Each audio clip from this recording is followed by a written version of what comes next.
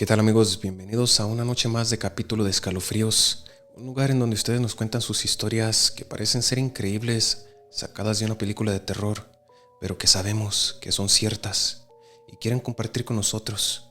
Recuerden que mi nombre es Víctor y yo soy el narrador de sus historias. Gracias por estar aquí y recuerda que si quieres mandar tu historia para que sea contada aquí en el canal, lo puedes hacer a través del email que te estamos dejando aquí abajo en la descripción. Así es de que si estás preparado para sentir escalofríos, te invito a que te quedes, porque esta noche sentirás miedo, sentirás pavor y por supuesto, escalofríos. Comenzamos.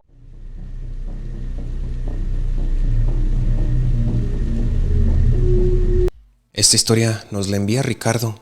Es un taxista de la Ciudad de México y esta historia la tituló como El último cliente. Esto es lo que le tocó vivir. He sido taxista por más de 15 años y ya me he topado con toda clase de pasajeros. Pero lo que viví una madrugada de agosto todavía me cuesta creerlo. Eran casi las 2 de la mañana y yo venía circulando por Reforma, rumbo al Zócalo. La ciudad estaba vacía, sin tráfico, y solo se escuchaba la lluvia cayendo suave sobre el parabrisas. En el cruce de Avenida Juárez vi a una mujer parada bajo un poste de luz. Vestía completamente de blanco, con un abrigo largo y el cabello mojado que le cubría parte del rostro. Me hizo señas para detenerme. Bajé la ventana y le pregunté a dónde iba. Al Panteón Dolores, me dijo, con una voz muy tranquila. No me pareció raro. Hay gente que trabaja en los panteones o que visita tumbas a deshoras, por costumbre o promesas. Le abrí la puerta y subió al asiento trasero. Durante el trayecto no habló, solo miraba por la ventana, como si siguiera con la vista algo que no podía verse. Noté que tenía las manos frías, muy frías, y que el espejo retrovisor se estaba empañando del lado de ella. A los pocos minutos, el olor dentro del taxi cambió. Era un olor a flores marchitas, mezclado con humedad y tierra. Traté de no darle importancia, pero el aire se sentía pesado, como si costara respirar. Cuando llegamos al panteón, le pregunté si quería que la esperara. Ella no respondió. Volté para mirarla y ya no estaba. El asiento trasero estaba vacío, pero sobre la tapicería había algo. Un ramo de flores blancas, perfectamente colocadas, y un billete doblado en dos. Me bajé del taxi, nervioso, buscando alrededor, pero no había nadie. Solo el sonido de la lluvia y el portón del panteón cerrado. Cuando volví al taxi, el retrovisor estaba completamente empañado, y sobre el vidrio interior había una frase escrita con un dedo: gracias por llevarme. Encendí el auto temblando y me fui directo a casa, pero al día siguiente, cuando conté la historia en la base de taxis, uno de los compañeros se me quedó viendo pálido. Me preguntó si había sido la madrugada del 14 de agosto. Le dije que sí. Entonces me enseñó una nota vieja que guardaba en su libreta: pasajera vestida de blanco, ruta Reforma Dolores, 14 de agosto de 1995. Nunca llegó. Chofer fallecido esa misma noche. Pensé que era una coincidencia, hasta que fue a lavar el taxi y el trabajador me llamó. Oiga, ¿ya vio esto? En el parabrisas, justo donde cayó la lluvia, se veía la marca de una mano, pequeña y blanca, en el interior del cristal. Y no importa cuánto la limpie, esa mano nunca se borró. Si alguna vez manejas de noche y alguien te pide un aventón, mira bien por el espejo antes de decir que sí. Muy aterradora tu historia, amigo. Son historias que nos hacen reflexionar qué existe después de la muerte y a dónde vamos cuando morimos. Es una muy buena historia y gracias por enviarla al canal. Ahora la conocemos todos y todos somos parte de esta historia. Vamos a pasar con la siguiente historia. Y recuerda que si quieres dejar tu historia y quieres que sea contada, nos la puedes enviar al canal en el email que estamos dejando aquí en la descripción. Pasamos con la siguiente historia. Esta historia nos la envía Mariana. Es una enfermera del Hospital General de Puebla y dice que esta historia la conocen varios como el niño que no respiraba. Llevo 10 años trabajando como enfermera y aunque he visto cosas que muchos no soportarían, hay una noche que nunca he podido olvidar. Pasó durante un turno en urgencias pediátricas hace poco más de un año. Eran casi las 3 de la madrugada cuando entró un niño de unos 7 años, inconsciente. Venía acompañado por su madre, una mujer joven, desesperada, que gritaba que su hijo ya no respiraba. El médico de guardia intentó reanimarlo, pero fue inútil. A las 3:27 de la madrugada se declaró oficialmente su muerte por paro respiratorio. La madre se desmayó en el pasillo y el cuerpo del niño fue trasladado a un área aislada en lo que llegaba el personal del forense. A mí me asignaron quedarme ahí, junto al cuerpo, para llenar el registro y custodiarlo. No era la primera vez que me dejaban sola con un paciente fallecido, Pero esa noche el ambiente se sentía distinto. El monitor seguía encendido y aunque no marcaban signos vitales, de repente la pantalla parpadeó y el electrocardiograma dibujó una línea débil, como un intento de latido. Me acerqué al cuerpo.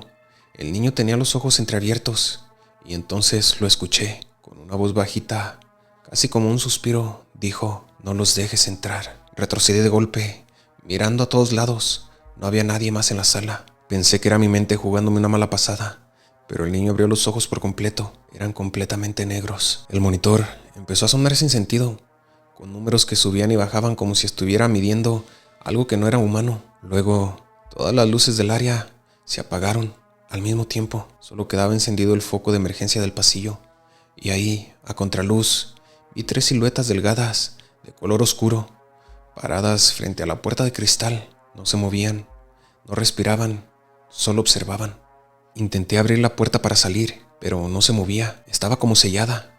El niño empezó a temblar sobre la camilla y el aire se volvió tan frío que podía ver mi aliento. Entonces las luces volvieron, las figuras ya no estaban y el cuerpo del niño, otra vez inmóvil, tenía una expresión diferente, como si sonriera. Salí corriendo y le conté todo al médico de guardia. Pensó que era estrés, que había imaginado cosas, pero cuando revisamos las cámaras de seguridad, la grabación de esa hora no existía. En su lugar había una imagen congelada, el niño mirando directo a la cámara, con los ojos abiertos. Días después, la morgue reportó que el cadáver se había deteriorado más rápido de lo normal, sin explicación. Y lo peor, el médico que atendió al niño murió un mes después por un paro respiratorio en su casa. Desde entonces, cada vez que se va la luz en urgencias, siento ese mismo frío. Y a veces, por el rabillo del ojo, veo una silueta pequeña parada junto al área pediátrica.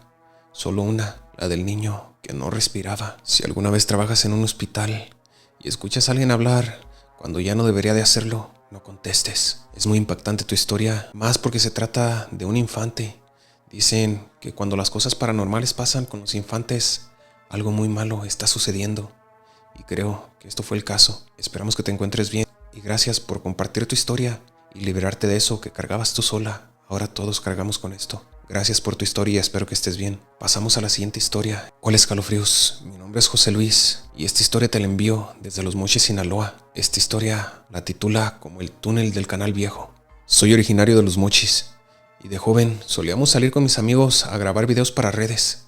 Nada serio, solo exploraciones urbanas, lugares abandonados, cosas para asustar a la gente. Una noche alguien mencionó un sitio al que todos le tenían respeto. El túnel del Canal Viejo. Decían que en los años 80 ahí habían desaparecido varias personas y que el gobierno lo selló, pero que algunos jóvenes seguían entrando por los respiraderos. Fuimos 5.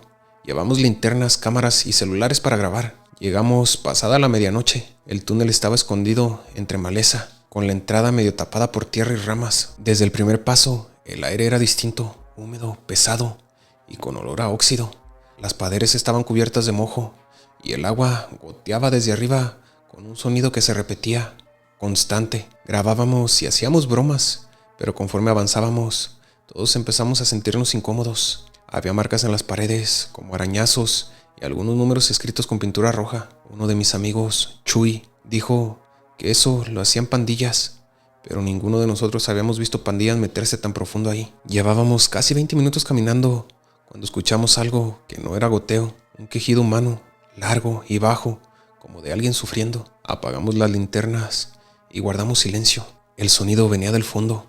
Pensamos que podía ser un indigente, así que Chuy gritó: «Oiga, estamos grabando, necesitamos ayuda». Nadie respondió, pero la cámara que traíamos en el trípode se cayó sola, sin que nadie la tocara. Cuando revisamos la grabación, se alcanzaba a ver una mano negra, delgada, con uñas larguísimas, que se asomaba por el borde y jalaba la cámara hacia la oscuridad. No hubo tiempo de pensar. Salimos corriendo en pánico. Solo 3 logramos llegar a la entrada. Chuy y otro amigo, Carlos, no aparecían. Los buscamos gritando durante horas, pero el túnel se sentía interminable. Cuando por fin llegaron las autoridades, solo hallaron la cámara, con la lente rota. Dentro había un video que grabó hasta el último segundo antes de apagarse. En el último cuadro se ve a Chuy siendo jalado por algo invisible hacia el suelo, y detrás de él una figura humana, pero distorsionada, como si la imagen no pudiera capturar su forma completa. Nunca encontraron los cuerpos y desde entonces el túnel fue sellado completamente con concreto. Pero hace unas semanas un grupo nuevo de exploradores entró por un respiradero cercano. Uno de ellos subió un clip a TikTok.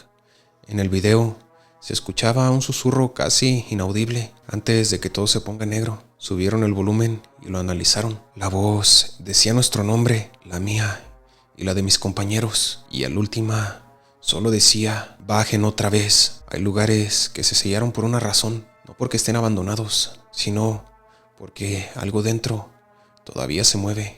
Estos lugares se sellan por razones que tal vez no comprendemos, y hay cosas que pasan aquí que no sabemos cuál es su naturalidad o por qué se hacen. Y el aparecer ahí con cámaras y molestar a los entes que tal vez vivan ahí, o las cosas que jamás pudieron dejar este plano, es muy peligroso. Y creo que tú, amigo, ya lo comprobaste.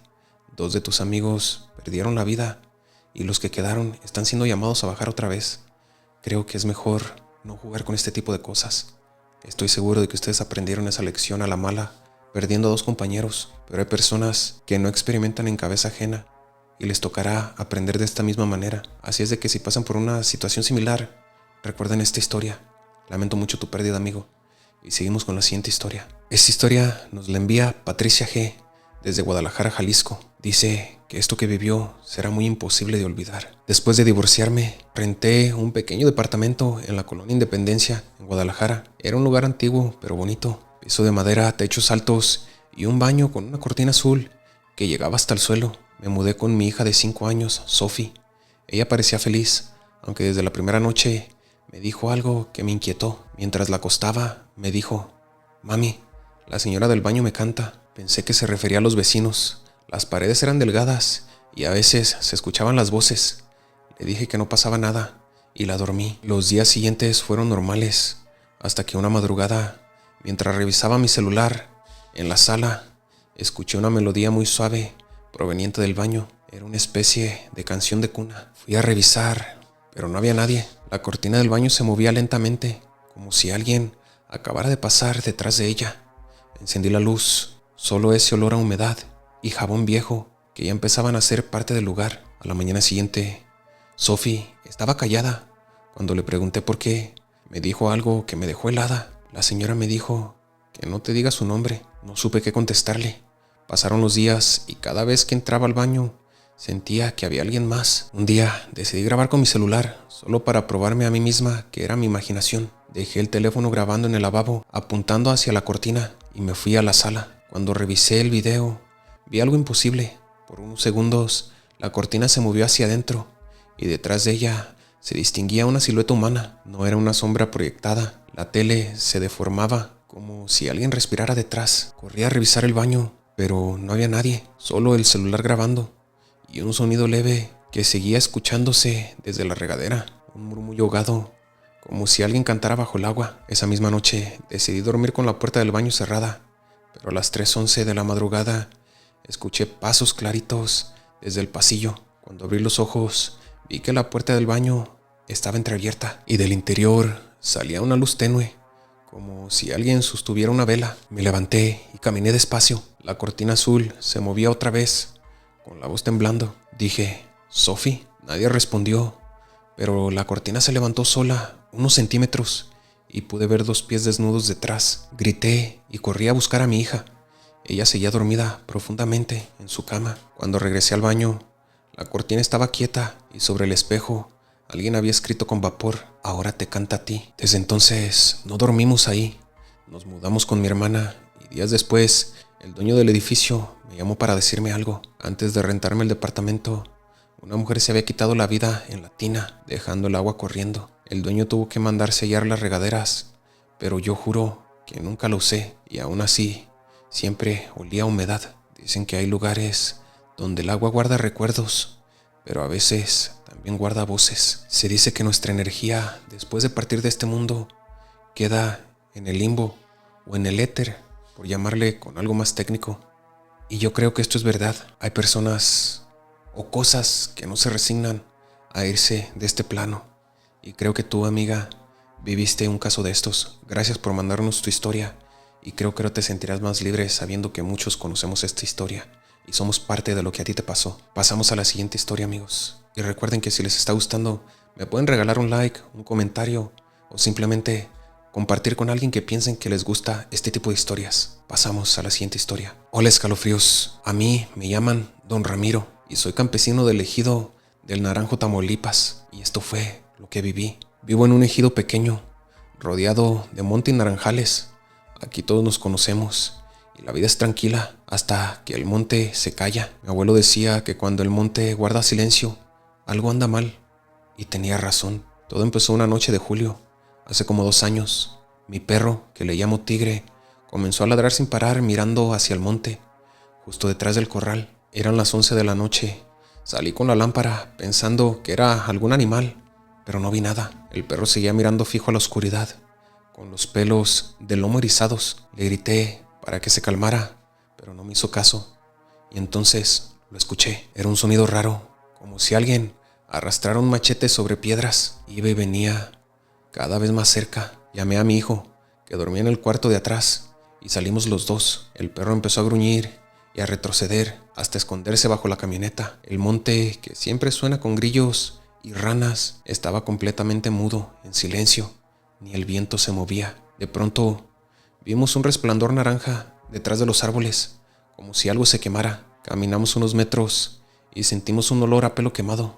En el suelo había un círculo de tierra negra y en el centro un árbol carbonizado, como si un rayo lo hubiera partido en dos. Lo más extraño fue que alrededor del árbol la tierra estaba llena de huellas humanas, descalzas, pequeñas y profundas, como si alguien hubiera estado dando vueltas alrededor. Mi hijo quiso tomar fotos con su celular, pero el aparato no prendía. En ese momento se volvió a escuchar el sonido del machete, esta vez detrás de nosotros. Nos dimos la vuelta, pero no había nadie, solo un olor fuerte metálico y el viento que volvió de golpe, tan helado que se me entumieron los dedos. Regresamos corriendo a la casa y al cerrar la puerta escuchamos algo golpear el portón de fierro 1, 2, 3 veces. Después, silencio. Al día siguiente, cuando amaneció, salí con valor a revisar. En el portón había marcas de machete, 3 cortes profundos, como si alguien hubiera intentado abrirlo a la fuerza. Y junto a la cerca, Tigre estaba muerto. Su cuerpo no tenía heridas, pero su cuello estaba completamente torcido. Los vecinos empezaron a decir que había vuelto el Silbón del Monte, un espíritu que arrastra un machete buscando almas. No creí en eso, hasta que me pasó de nuevo. 2 semanas después, mientras trabajaba en el campo, escuché el mismo ruido a plena luz del día. El aire se volvió espeso y los pájaros se callaron. El machete sonaba más cerca y al voltear hacia el árbol quemado, vi una silueta. Era un hombre muy alto, flaco, con el rostro cubierto por un sombrero viejo. En la mano llevaba un machete que arrastraba por el suelo. No tenía ojos, solo 2 agujeros negros en la cara. Me quedé paralizado y cuando por fin pude moverme, me eché a correr sin mirar atrás.